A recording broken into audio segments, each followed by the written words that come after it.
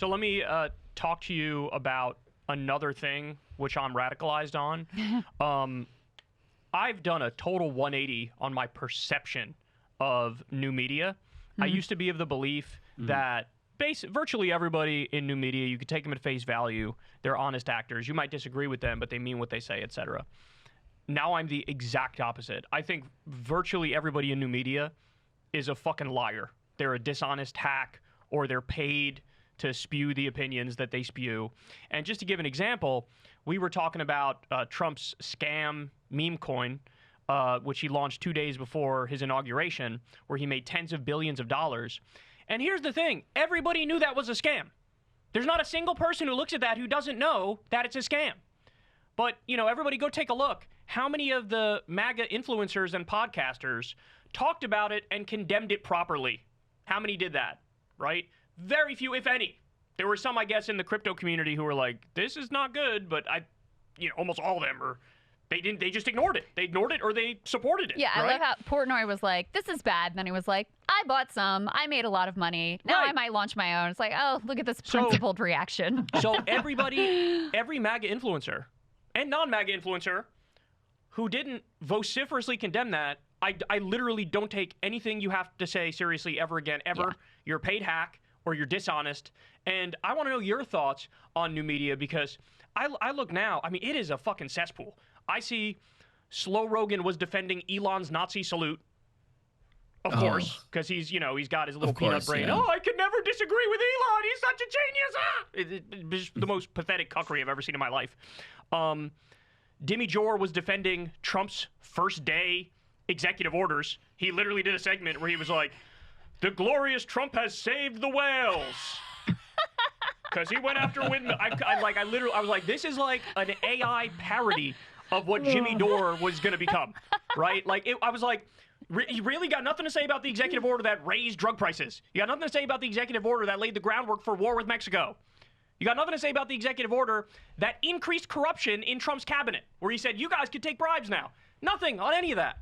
So my question for you is, are you as blackpilled as I am on new media? Of course, we're blackpilled on mainstream media, but new media was a separate question. But now I'm like, motherfucker, I got a 7-front war going on. I got to go to war against all these motherfuckers because they're all completely and utterly full of shit and dishonest hacks, and many of them are just paid to spew their opinions.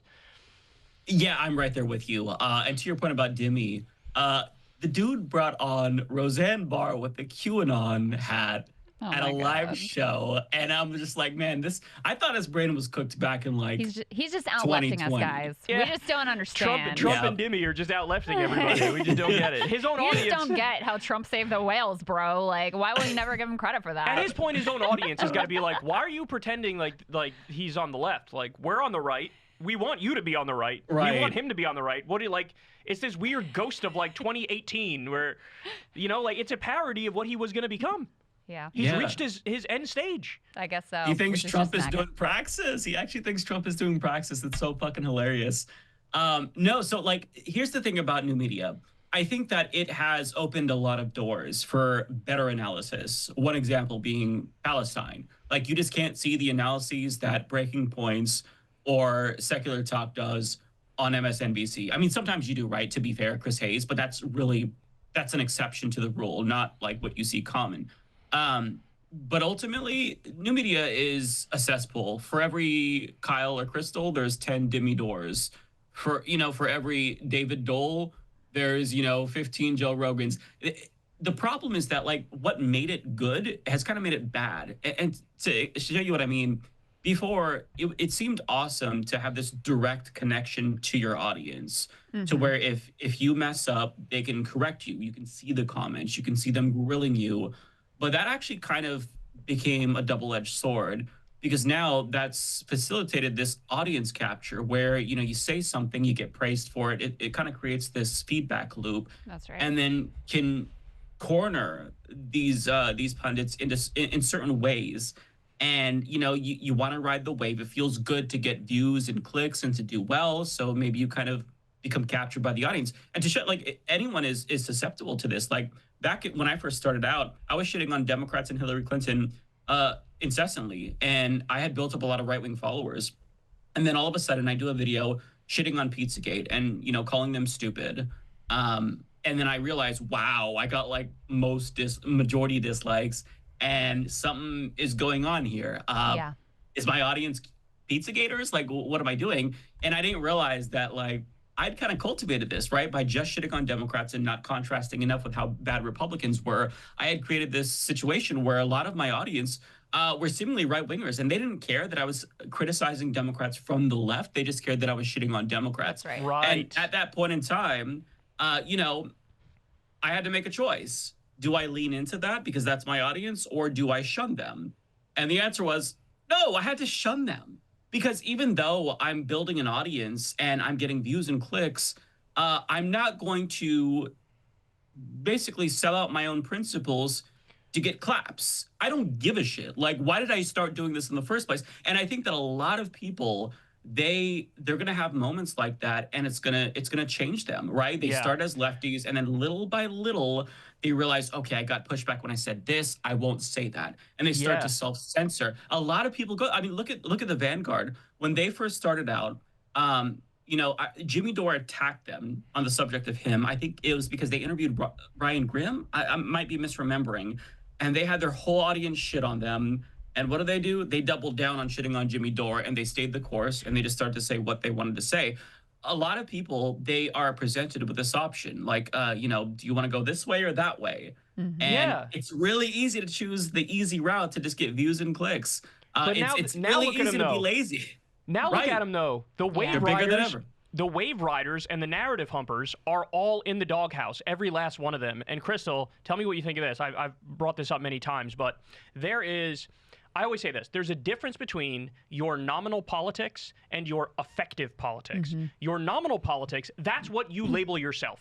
I am X. Yeah. That's your nominal politics. Your effective politics, it's not what you say and what you think you are. It's what everybody hears. That's right. So take a guy like Tim Pool. He's been saying forever he's a liberal or he's center-left or whatever. He's been saying this for so long. Meanwhile, go look at his content. 98% of it is shitting on Democrats, liberals, and leftists. And he's cultivated an audience that just wants to hear him shit on Democrats, liberals, and leftists. So the audience are right-wingers. Piers Morgan, same thing. He does the game, I'm an old-school liberal or I'm an enlightened centrist. Okay, 90% of his coverage shits on Democrats, liberals, and leftists. So he attracts the audience that wants you to shit on Democrats, liberals, and leftists. Jimmy Dore, exact same thing. Yeah, oh, I'm attacking the Democrats from the left. And I will still somehow pretend to be on the left, even though 98% of his coverage is shitting on Democrats, liberals, and leftists, and even going now as far as to just give Trump credit and say stupid shit like he's out-lefting the Democrats. And so, like, it's funny to me that, like, these simpletons, none of them considered, oh, people aren't going to be on to my trick, right? They're not going to be on to, like, yes, my nominal politics are this, but really, effectively, this is my real politics, is I'm actually a right-winger because this is what I manifest in the world. These are the type of people I create. These are the talking points I put out there 24/7. I guess I'm just in awe that, like, what, you thought we would never catch on to this? Right. You thought, like, people see how immensely dishonest it was. For a while, it works. At the beginning, it works because people think, oh, that's interesting. So you're on the left, and we think you're genuinely on the left. And you're really going after the Democrats hard for not being sufficiently leftist. That's curious. That's interesting. Let me watch this. Let me follow this. It'll work for a little bit, but then eventually the jig is up. And effectively, everybody knows you're pure MAGA now. Yeah. And nobody's interested. Why would they go to you when they can go to Steven Crowder, where he get the straight dope from Steven Crowder? That's right. You get the straight dope from Ben Shapiro. You get the straight dope from every host on the Daily Wire. You get the straight dope from Fox News and Newsmax. Why would anybody go to you? You're irrelevant. Right. But you have to continue. If you're going to keep getting the hit, you have to continue going more and more and more right. But now, so, like, what do you actually believe at this point then, well, right? That's it. Is, you know, you start off with something that's like a real legitimate critique of Democrats that a lefty should hold, and you get the praise for that. But if you're going to keep getting that same hit, you know, just like a drug, you got to go more and more and more and more. And then eventually you're getting 18,000 views on a video. You're just right wing. And you're now like, okay. You're like, you know, that's not all that interesting. Okay, you're another right winger. Big deal. And there are other, like, right wingers out there who are willing to be all the way MAGA and have been all the way MAGA the whole time. And so, yeah, it's obvious what happened. I mean, it took me a while, Mike, like you, to figure out, like, you know, I felt like I should focus more of my criticism on the Democratic Party, because the way we criticize the Democratic Party from the left is different from the way, you know, Republicans criticize the Democratic Party. So it's sort of a unique market niche, if you want to say. Like, there aren't other people who are making these arguments. And because of that, you know, this is I need to be part of filling this void in the conversation and, you know, critique the Democratic Party. But, you know, same thing. Then you realize, like, oh, no, they're not making the distinction between, like, oh, you're doing it from this principled place of the left and you want them to move to the left. No, it's just, this is just like right-wingers who are happy to see you shitting on Pelosi or Hillary Clinton or whoever, and they're not really distinguishing in that way. I mean, there would still be many members of the Breaking Points audience who would be very happy if I would be a little more like, you know, yeah, how about those Democrats being too woke, guys, right? But I am not interested and now it's boring. Now it's everybody says it. Totally. It's so boring. You're going to talk more about fucking Pelosi's investments, which is a much lower number than the fucking meme coin, shit coin, crypto scam Trump just pulled on his own supporters where he made tens of billions of dollars. That's the other thing, too, is some of the cope can be like, well, if I'm even-handed, right, and I criticize Pelosi for her investments and also Dan Crenshaw for his investments and Trump for his corruption, Kushner for his corruption, and the Biden family for their corruption, then we're going to have this like shared view of the world that like corruption is bad and we shouldn't have politicians that sell out the country and do insider trading. And then you see Trump launch a crypto meme coin and scam people to the tune of tens of billions of dollars, and you hear crickets and you're like, you all never cared about this shit. Never. You only cared about it because it was a Democrat. Yes. And I don't like, oh, Hunter's anonymous art sales. As if that is pennies compared to what Trump just pulled off. Or Jared Kushner's $2 billion from Saudi Arabia, which they said fucking fuck all about. Exactly. Could you imagine? Could you imagine? If we're doing proportional criticism, which I agree with, then by the very numbers, you have to be the hardest on Donald Trump, who's done the most corruption and did the biggest scam, second hardest on Jared Kushner for the $2 billion scam with Saudi Arabia, and then way down the list is Nancy Pelosi, is Hunter Biden, or is like Joe Hunter Biden. Getting a board seat or whatever. Right. Like, If it we're sucks, just doing it's the bad. numbers. I don't support it. If we're I've been just very doing the critical. numbers. It is nowhere in the same league as Trump's meme coin, Live Golf selling out, Right. Jared Kushner $2 billion. $160 million from foreign governments as president, which if Biden did that, they would be fucking, you know, insane about it 24/7. Imagine the reaction if Kamala had gotten elected and on her at the inauguration, at the dais was 4 of the 5 richest people on the entire fucking planet. $1 trillion of Imagine net what worth. they would have said. Nothing. Crickets. No concerns. Yep.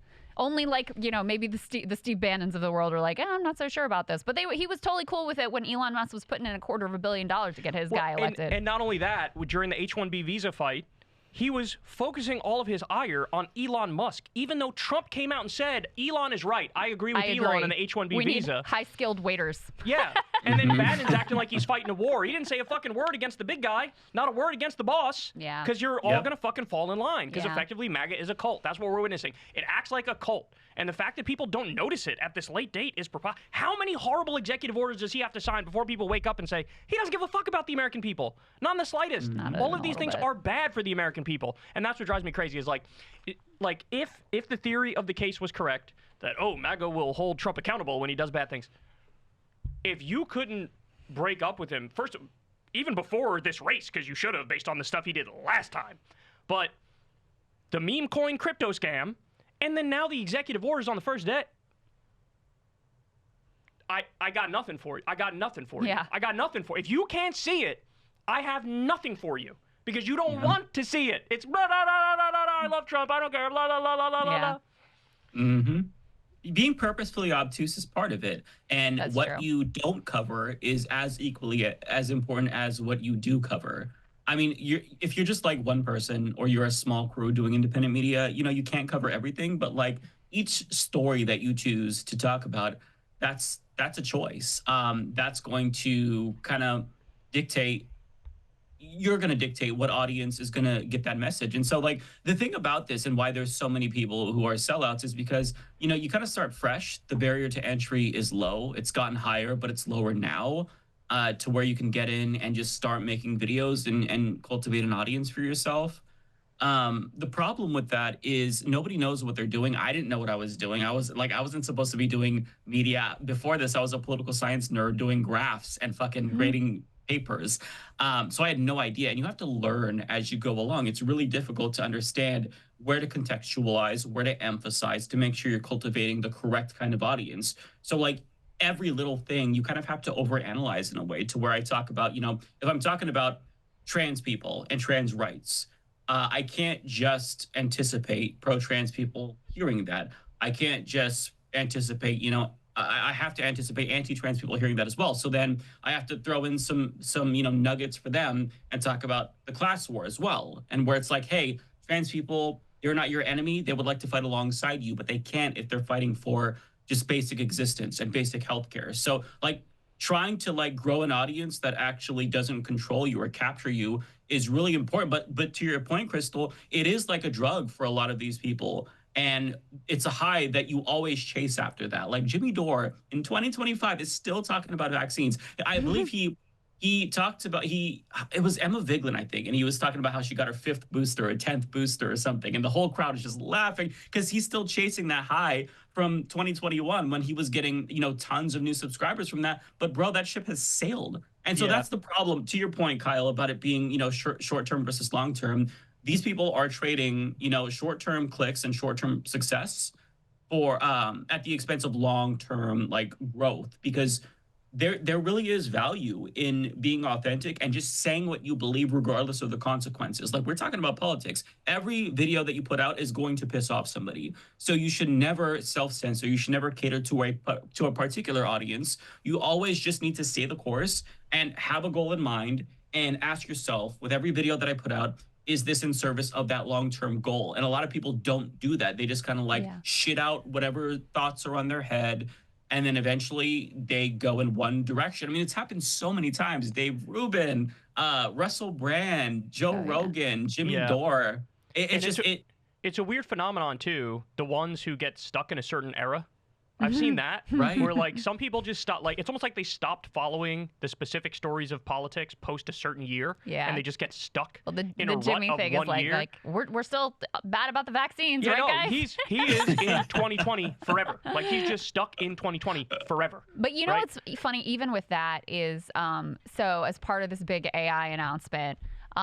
One of these dudes got up and was like, AI is going to enable us to make mRNA vaccines within 48 hours for everybody. And even on something that, the right has made such a core part of their political identity, even on that, they weren't like, wait, we hate vaccines. What's going on? They're followers. We don't like this. They're all followers. Just all, they just all like, oh, if Trump's doing it, I guess it's going to be fine. Yeah. I mean, there's so much rich stuff. Yeah. There's so much rich stuff to talk about. The whole AI scam, the fact that $500 billion basically given to tech oligarchs to set up a tech feudalist authoritarian society, and we don't have our basic needs met, but we're $500 billion towards AI, which will eventually take our jobs and replace us as they say it will. Right. It's like, why are we not talking about this? No, we got to talk about fucking Fauci. We got to talk about 2018, something that happened in 2018. Like, what are we doing here? What are we doing here? It's so I see you're just as black-pilled as I am. You're just as radicalized as I am. There's another layer to this too, which is we're just talking about the problem of audience capture. But I mean, most of these outlets, especially all of the right-wing outlets, they take tons of corporate money. Oh yeah, that's a well-oiled machine. That's a well-oiled machine on the right. Tell me how you're different from mainstream media. They're not. Like you're not. In How was fact, Rogan? It's worse because I worked at MSNBC and I can tell you the hosts are not involved in soliciting, pharma executives or whatever. There is at least a theoretical wall between the on-air talent and the people who are selling the ads. In the quote-unquote new media world, there is none of that. You oftentimes are the person who are reading the ad. And so we're supposed to believe for some reason you have more integrity than they do when actually you're more directly compromised in terms of the financial interest. And, that's the other part of this is just like, I don't know. I guess I'm not even sure what the answer is because I think you just have to rely on some sort of That's the answer. Destroy these lying fucking frauds. Audiences have to be educated about the differences between the different business models, and because you can create a business that has better incentives and tries to protect you against some of these corrupting influences. But and at this point there just needs to be a recognition that just because you're on YouTube or you have a podcast does not mean that you have any more integrity than any mainstream figure, and is probably an indication that you have much less. Rogan gives a hand job to a robber baron, a new one, every other week. And we're supposed to think like, oh, bro, you're really independent. It's really great how you keep having on asshole MAGA politicians and genocide supporters for Israel. Or like Barry Weiss, fearless truth teller Barry Weiss, who hosted a Trump inauguration party in like collaboration with Uber and had a bunch of I mean that's the other thing too. Is all these people pretend like they're fearless outsiders, and then it's like there they are at Trump's inauguration, the literal president of the United States, and the by the most way, powerful person in the world. Is Rogan now shitting on Trump for his fucking clear meme coin scam of his own supporters? Is he talking about that? Is he talking about the executive orders that raise drug prices? If Joe Biden signed an executive order that raised drug prices, Rogan would fucking talk about it. Rogan would talk about it. Everybody in that right-wing sphere would talk about it.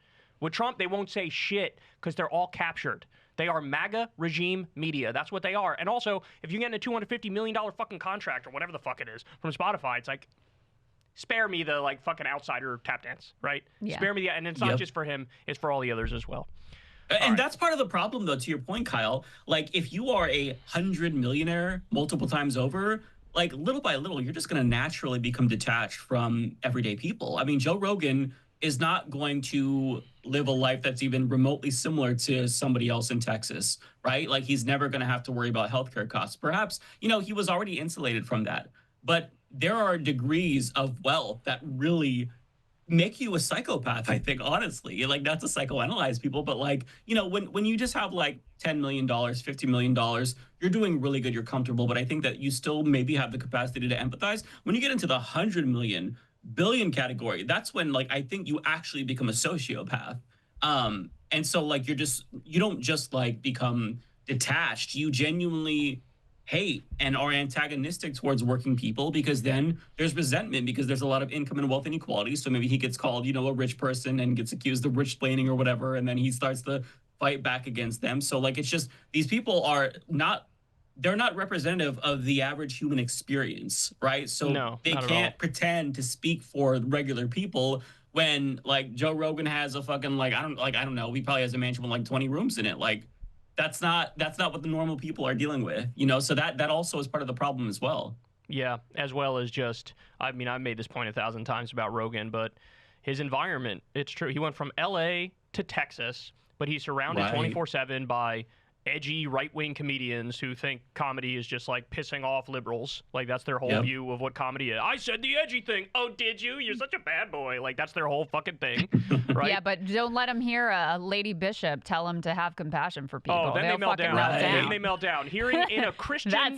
Whoa, that is too out there. How dare you? Yeah, delivering the message of Jesus to the face of these supposed Christians is a fucking bridge too far. Right. And I saw Republican politicians like, deport her! Yeah. Oh, no, we should be deporting Elon Musk. That's who we should be deporting. Sorry, not to digress. They brought on the crypto scam pastor to Laura Ingram's show. Yeah, to go after this lady and say she should never preach the gospel of Christ again or whatever. Oh my God. Tell me about your morality, Mr. Crypto Scammer, who just crypto scammed fucking 24 hours ago.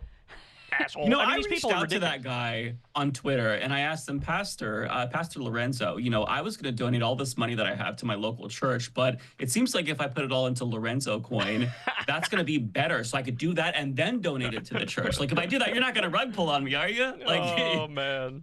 This is a man of great integrity, Mike. How dare you suggest?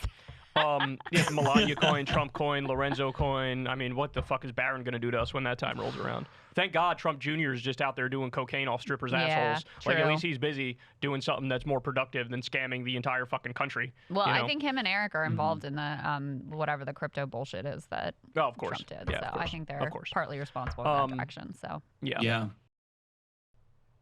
Hey guys, we had a great conversation with Mike of the Humanist Report, Mike Figueredo. Definitely check it out. It was very therapeutic, very fun, also very angry. You could sign up below on Substack.